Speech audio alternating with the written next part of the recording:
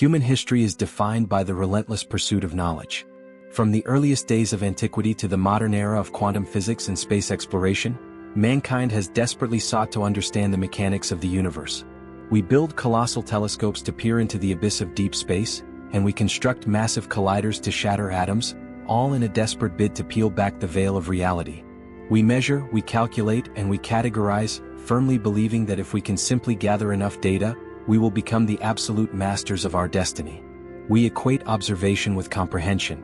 We believe that what we see is the entirety of what exists. But what happens when the greatest mind of an era, a man who possessed the ultimate truth and walked with the authority of the divine, is suddenly confronted with the terrifying realization that his knowledge is nothing more than a single drop in an infinite, unfathomable ocean? This is the epic, mind-bending saga of the journey of the two oceans. It is a story that shatters the boundaries of human logic, dismantles our understanding of justice, and plunges us deep into the hidden, breathtaking architecture of divine decree. To comprehend the sheer magnitude of this encounter, we must first understand the absolute, towering stature of the man at the center of this narrative. He was not an ordinary scholar, a philosopher, or a king. He was Moses, Musa, peace be upon him. By the time this journey began, Moses had already achieved a level of greatness that defies human imagination. He was the man who had stood in the opulent, terrifying court of Pharaoh, the most powerful and arrogant tyrant on earth, and shattered his empire of illusions. He was the man who struck the waters of the Red Sea with a simple wooden staff, causing the crushing depths of the ocean to tear apart, forming towering walls of water so that an entire nation of slaves could walk to freedom on dry land. He had witnessed the plagues, the destruction of armies, and the miraculous sustenance falling from the heavens. But his greatest distinction, the title that elevated him above billions of human beings, was Kalamullah, the one to whom the Creator spoke directly. Moses had stood on the sacred mountain of Sinai, enveloped in the divine presence, and heard the voice of the Almighty without the need for an angelic intermediary. He had been given the law, the Torah, the ultimate blueprint for human morality and justice. In the physical and spiritual hierarchy of the world at that time, Moses stood completely and utterly unrivaled. One day, standing before a massive gathering of the children of Israel, Moses delivered a sermon of such profound eloquence, power, and theological depth that it brought the entire nation to tears. The hearts of the people were softened, and their minds were overwhelmed by his wisdom. As he concluded his awe-inspiring address, a man from the crowd called out and asked a question that seemed to have an obvious answer. "O messenger of God," the man asked, "who is the most knowledgeable of all people on the earth?"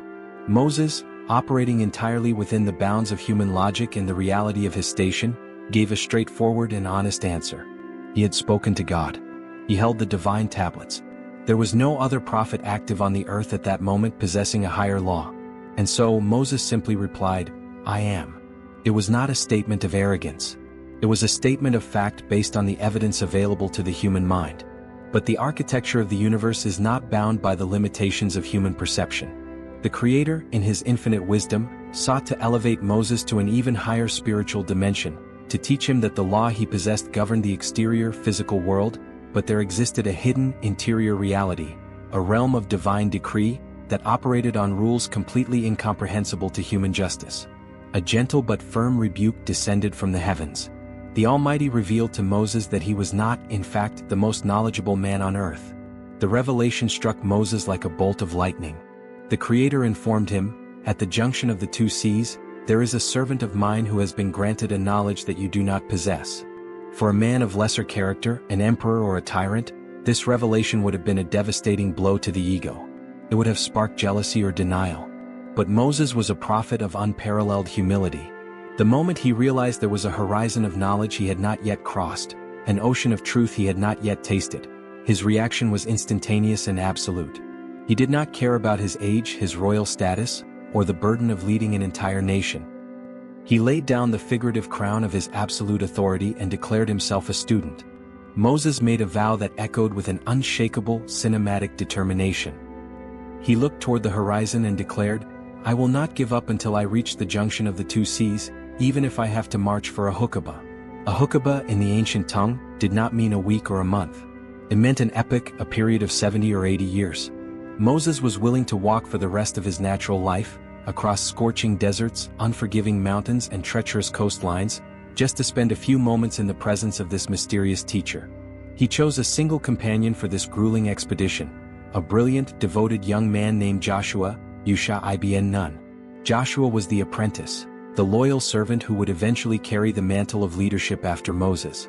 Together, they prepared for a journey into the unknown. But the Creator did not give them a map drawn on parchment, nor did he give them coordinates based on the stars. He gave them a sign so bizarre, so defying of the natural order, that it immediately signaled the supernatural nature of their quest. The Almighty commanded Moses to take a dead, salted fish, place it in a basket, and carry it with them on their journey. The sign was simple yet incomprehensible. The place where the dead fish would miraculously come back to life and escape into the water would be the exact location of the mysterious servant. And so, the journey of the two oceans began. The greatest prophet of the era and his devoted apprentice set out on foot, carrying nothing but basic provisions and a basket containing a salted fish. They walked for days, perhaps weeks, tracing the harsh, jagged coastlines where the land met the churning abyss of the sea. The physical toll of the journey was immense. The burning sun beat down upon their shoulders, the salty winds cracked their skin, and the endless, repetitive rhythm of walking pushed their physical endurance to the absolute limit. Yet Moses did not waver.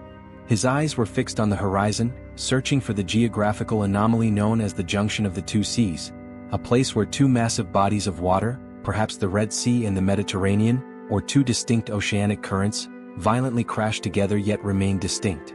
Eventually, they arrived at a colossal rock formation situated directly on the coastline, right at the point where the two massive bodies of water converged. The sheer physical exhaustion of the journey finally overtook them. Moses, the man who had split the sea, leaned against the cool, shaded surface of the great rock and closed his eyes. Within moments, he fell into a deep, heavy slumber. Joshua sat quietly nearby, guarding the provisions and watching the hypnotic, rhythmic crashing of the waves against the stone. It was in this moment of quiet rest that the fabric of physical reality was violently altered. As Joshua watched, an impossible phenomenon occurred within the woven basket. The dead, salted, dried fish, a creature that had been devoid of life for days, suddenly began to twitch. The rigid scales softened. The gills flared open, pulling in the salty air. The fish violently thrashed, bursting forth from the basket. It flopped across the wet stone, propelled by a divine, unseen energy, and launched itself into the churning waters of the sea. But the miracle did not end with the resurrection of the fish. As the creature entered the water, the ocean itself reacted to its presence. The water did not simply close over the fish. Instead, the sea parted around it, freezing into solid, crystalline arches of water, forming a miraculous, glowing tunnel deep into the aquatic abyss. The fish swam through this impossibly dry corridor, leaving behind a permanent, miraculous burrow in the water.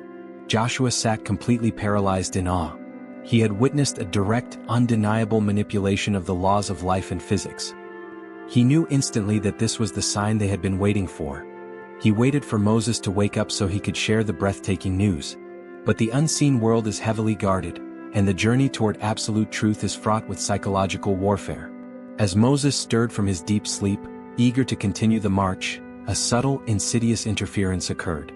Satan, knowing the immense spiritual elevation that awaited Moses at this junction, whispered a veil of forgetfulness over Joshua's mind. In the rush to gather their belongings and resume the grueling trek, Joshua completely forgot to mention the spectacular resurrection of the fish and the frozen tunnel in the sea. Ignorant of the fact that they had already reached their destination, Moses and Joshua walked away from the great rock. They marched for the rest of that day and entirely through the dark, cold night, pushing themselves further and further away from the junction. When the sun rose on the following day, a profound, sudden shift occurred in Moses' physical state. Throughout the entire journey to the rock, despite the intense heat and the endless miles, Moses had felt no hunger and no debilitating fatigue. He had been sustained by the spiritual adrenaline of the quest. But now, having unknowingly passed the appointed location, the divine sustenance was lifted. The crushing weight of human biology crashed down upon him. Moses stopped, wiped the sweat from his brow, and turned to his young companion. "Bring us our morning meal," he said, his voice heavy with exhaustion. "We have certainly suffered in this, our journey, much fatigue."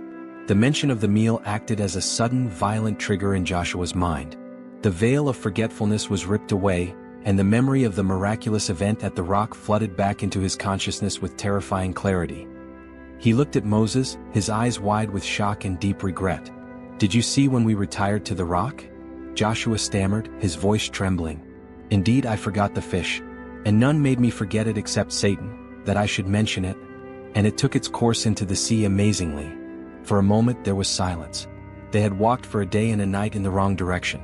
The physical agony they were currently enduring was entirely unnecessary. An ordinary leader might have lashed out in anger, berating his assistant for such a monumental, costly mistake. But Moses was not an ordinary leader. He did not see a frustrating delay, he saw the culmination of his epic quest. A brilliant, triumphant smile broke across his exhausted face.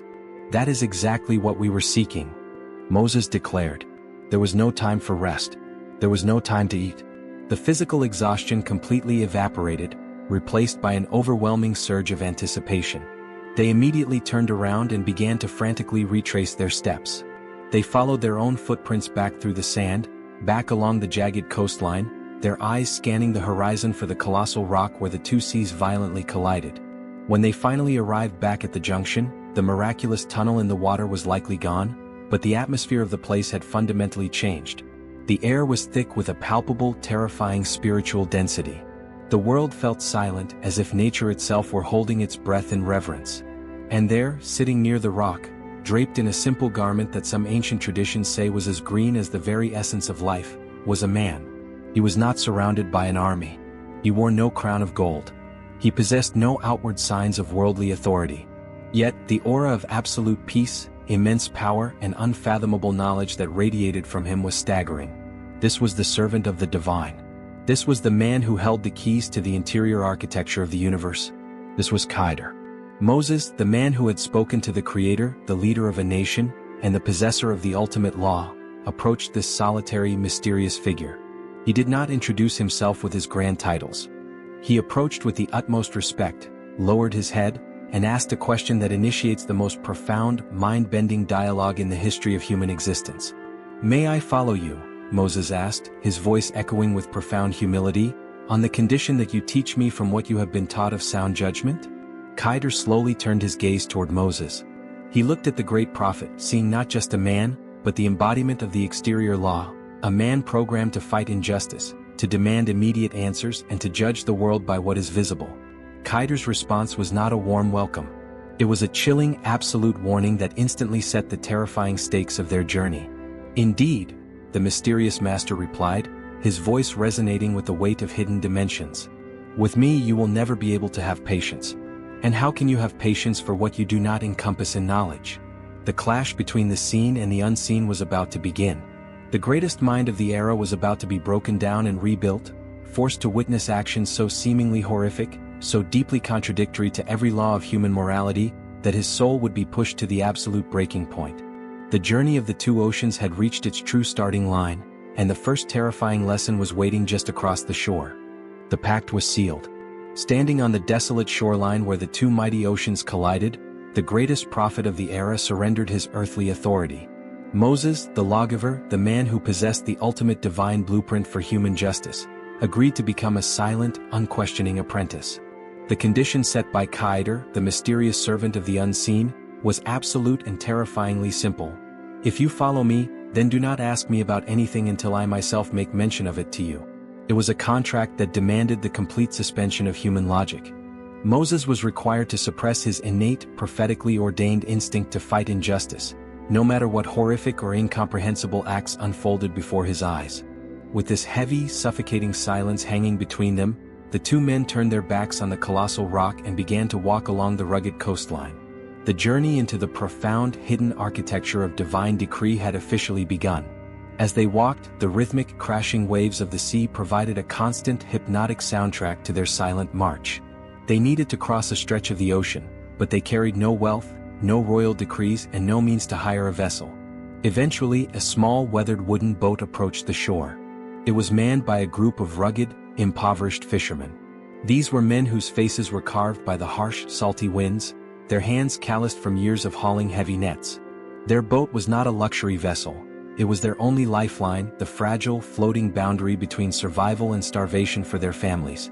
When the fishermen looked toward the shore, they did not see a powerful king and his court. They saw two weary travelers. Yet, there is a language of the soul that transcends physical appearance. When the eyes of the fishermen met the tranquil, overwhelming aura of Khidr, they recognized a profound spiritual presence. Driven by an innate sense of reverence and human decency, they pulled their small vessel to the shore and offered the two strangers passage across the water, completely free of charge. It was an act of pure, unadulterated kindness from those who had the least to give. Moses and Khidr boarded the fragile craft. The fishermen pushed off the shore, the sails caught the wind, and the boat began to cut through the deep, churning waters of the sea. Moses sat quietly, feeling the cool ocean spray, perhaps reflecting on the beauty of human generosity. The fishermen went about their grueling work, trusting their mysterious passengers. But the tranquility of the voyage was about to be violently shattered. As the boat reached the deeper, more dangerous waters of the sea, Khidr moved. He did not speak. He did not offer a prayer of gratitude. He calmly picked up an adze, a heavy, sharp iron tool used for carving wood. Without a single word of warning, he walked to the bottom of the boat and brought the iron down with terrifying force against the wooden hull. The sound of splintering, shattering wood echoed over the crashing waves. He struck again and again, violently tearing a massive, jagged hole directly into the floor of the vessel. Instantly, the dark, freezing seawater began to rush into the boat. The fragile sanctuary was breached. Panic must have gripped the hearts of the poor fishermen as they saw their only source of livelihood, their only protection against the abyss, being intentionally destroyed by the very man they had shown mercy. For Moses, the psychological dissonance was absolute. This was not just a strange ritual. This was the deliberate destruction of property. This was an act of profound, sickening ingratitude. Worse, it was an act of attempted murder. Khidr was sinking a boat full of innocent people in the middle of the ocean. Moses's entire existence, his prophetic mission, was defined by saving people from drowning. He had parted the Red Sea to save his nation from the crushing waters, and now, his supposed teacher was inviting the water in to drown these innocent, generous men. The silence demanded by the pact was instantly vaporized by the searing heat of Moses's righteous indignation. The law, the Sharia, demanded that he intervene. He could not sit by and watch an atrocity unfold. He leapt to his feet, his voice ringing with the authority of a prophet demanding justice. "Have you torn it open to drown its people?" Moses cried out, pointing at the rushing water and the splintered wood. "You have certainly done a grave, terrible thing." The confrontation was electric. The tension in the sinking boat was suffocating. Khidr did not rush to fix the hole. He did not look at the water. He slowly turned his gaze toward Moses. His eyes were completely devoid of panic, reflecting an ocean of terrifying, unfathomable calm. He did not offer a logical explanation. He simply delivered a chilling, crushing reminder of the reality they had established on the shore. "Did I not say," Khidr whispered, his voice cutting through the panic of the moment, "that with me you would never be able to have patience?" The word struck Moses like a physical blow. The realization crashed down upon him. He had failed the very first test. In a fraction of a second, his human logic, his instinctual sense of right and wrong, had overpowered his vow of silence. The exterior law had violently clashed with the interior reality, and Moses had broken the contract. Overwhelmed by a sudden, profound sense of regret, Moses immediately lowered his head. He was the Kalamullah, the one who spoke to God, yet he found himself begging for the patience of this mysterious servant. "Do not blame me for what I forgot," Moses pleaded, his voice softening, "and do not cover me in my matter with difficulty." Khidr accepted the apology. The journey was allowed to continue. The boat, miraculously, did not entirely sink. They managed to reach the opposite shore, leaving the bewildered, devastated fishermen to deal with their shattered vessel. As Moses stepped onto the dry land, his mind was a storm of agonizing confusion. The first lesson had completely dismantled his understanding of gratitude and justice. But the terror of the unseen decree was only just beginning. They left the shoreline and began to walk inland, moving through a lush, vibrant coastal landscape. The air was warm and the sounds of the ocean faded, replaced by the gentle rustling of leaves and the distant, joyful echoes of human life. They approached a small settlement, a place where the harshness of the world seemed to be temporarily suspended. In the distance, a group of young, innocent boys was playing. They were running through the dirt, laughing, their voices ringing with the pure, untainted joy of childhood. They were blank slates, souls that had not yet been corrupted by the greed, violence, or arrogance of the adult world. Moses watched them, perhaps feeling a sense of peace returning to his troubled heart. Children represent the ultimate purity. In the divine law given to Moses, the life of a child is sacred, untouchable, and protected above all else. His own life had been miraculously saved as an infant when he was placed in a basket in the Nile to escape the horrific infanticide commanded by Pharaoh. As the two travelers walked near the playing children, Khidr suddenly altered his path. He did not greet them. He did not offer a smile or a blessing. He walked with chilling, terrifying purpose directly toward one specific boy. The boy looked up, perhaps curious about the stranger. What happened next is described in the sacred texts with a blunt, agonizing brevity that leaves the human mind reeling in absolute horror. Khidr reached out, and in a single, sudden and fatal motion he took the boy's life. The child fell to the ground lifeless. The laughter of the children was instantly replaced by an eerie, horrifying silence. For Moses, the universe stopped. The air was sucked from his lungs. The destruction of the wooden boat faded into complete insignificance. This was not a piece of property. This was a human being. This was a child. The most sacred, fundamental law of existence, the prohibition of shedding innocent blood, had just been violated in the most brutal, incomprehensible manner possible. Moses's entire life was defined by his battle against a tyrant who slaughtered the innocent. How could the servant of the most merciful commit an act of such pure, unadulterated evil? The psychological agony of Moses in that moment cannot be overstated. He was watching a murder. The covenant of silence was not just broken, it was shattered into a million irreparable pieces by the sheer weight of the atrocity. His prophetic soul, forged in the fires of justice, erupted. Have you killed a pure soul for other than having killed a soul?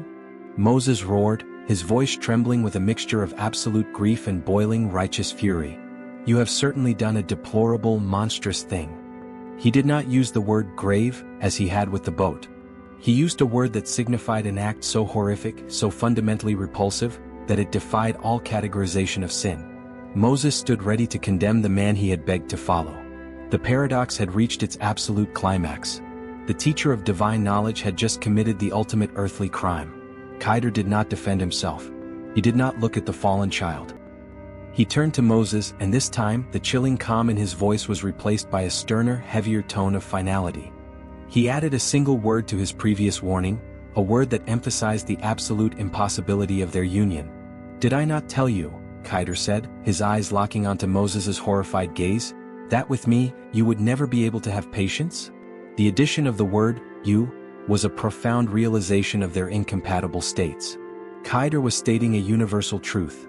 The human mind, bound by the dimension of time and the limitations of physical consequence, can never quietly observe the raw, unfiltered mechanics of divine decree.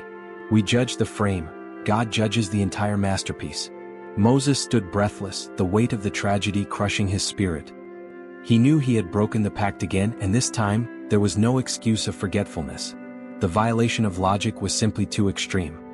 He knew he was on the verge of losing the greatest opportunity of his life. In a desperate bid to salvage the journey, Moses laid down the ultimate ultimatum upon himself. If I should ask you about anything after this, Moses said, his voice heavy with defeat, then do not keep me as a companion. You have obtained from me an excuse. It was a final, binding contract. One more question, one more breach of silence, and the journey would instantly end. Moses gathered whatever fractured pieces of his patience remained. He forced himself to look away from the horrific scene, forced his mind to suppress the screaming demands of the law, and followed the silent killer deeper into the unknown. They walked for miles, their bodies exhausted, their stomachs empty, and the suffocating silence between them heavier than ever before. The physical toll of the journey began to mirror the psychological torment. They needed food, water, and a place to rest their weary bones. Eventually they arrived at a large town. They walked through the gates as humble travelers, seeking the most basic ancient right, hospitality. In the ancient world, offering a meal and a corner to sleep to a weary traveler was a sacred, universal obligation. But the people of this town were different. They were miserly, cold, and utterly devoid of compassion. Moses and Khidr knocked on doors, asked for a piece of bread, a cup of water, but they were turned away at every threshold. The townspeople looked at them with disdain, refusing to offer even the slightest shred of human decency. Rejected, hungry, and exhausted, the two men walked to the outskirts of the settlement. There, standing on the edge of a property, was a massive ancient wall. It was a structural disaster, leaning dangerously on the very verge of total collapse. It was a hazard, a ruin belonging to a town of terrible, stingy people. Instead of walking past it, instead of finding a tree to sleep under, Khidr stopped. He looked at the crumbling stones. Without a word, He rolled up his sleeves, approached the ruin, and began to work. He started lifting the heavy, jagged stones. He mixed mud with his bare hands. He began the grueling, back-breaking labor of completely rebuilding the massive wall. Moses watched in absolute, mind-numbing disbelief. His stomach was growling with intense hunger. His muscles ached from the endless walking. And here was his teacher, the man who had destroyed the boat of the generous fisherman, the man who had taken the life of an innocent child, now engaged in hours of exhausting, free manual labor to secure the property of people who had just coldly refused them a crust of bread. The logic was not just broken, it was inverted. The generous were punished, the innocent were killed, and the wicked were rewarded with free labor. Moses watched the sweat pour down Khidr's face as he perfectly aligned the final stones of the wall. The silence was literally tearing Moses apart from the inside out. He could not comprehend the sheer absurdity of the situation. He did not scream this time. He did not accuse Khidr of a horrific crime. He simply spoke out of a place of total logical exhaustion. "If you wished," Moses said quietly, pointing to the newly built wall and rubbing his empty stomach, "you could have taken for it a wage." It was a perfectly rational statement. "You did the work, you should get paid, and we could buy the food these miserable people refused to give us." Khidr slowly wiped the mud from his hands. He turned to Moses. There was no anger in his eyes, only the quiet, inevitable acknowledgement that the limit of human endurance had been reached. The exterior law and the interior truth had collided for the final time. The covenant was completely exhausted. Khidr spoke the words that ended the greatest educational journey in history. "This," he said, his voice echoing with the weight of absolute finality, "is the parting between me and you." Moses froze. The journey was over. He had failed the test of patience 3 times. He would never again walk with the master of the unseen. But before the veil was permanently drawn, before the 2 oceans separated forever, Khidr raised his hand. The silence was over. It was time to pull back the curtain of reality. It was time to reveal the breathtaking, terrifying, and profoundly beautiful architecture of the divine decree. "I will inform you," Khidr said softly, "of the interpretation of that about which you could not have patience."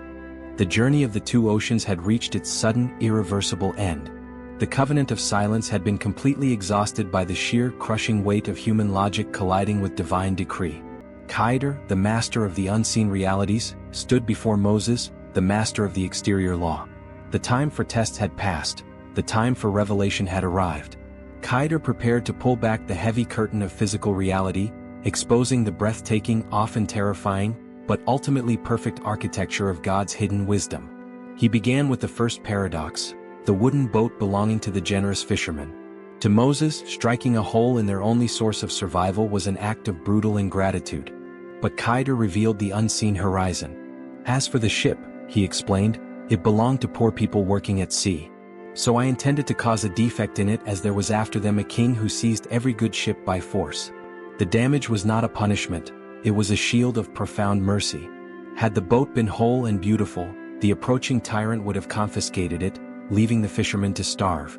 By inflicting a temporary reparable wound, Khidr rendered the vessel undesirable to the oppressor, permanently saving their livelihood. The perceived cruelty was, in fact, the ultimate act of salvation." Then Khidr addressed the most agonizing, soul-crushing moment of the journey, the taking of the young boy's life. To the human eye, it was an unpardonable atrocity. But Khidr revealed the terrifying trajectory of the child's soul, a future known only to the Creator.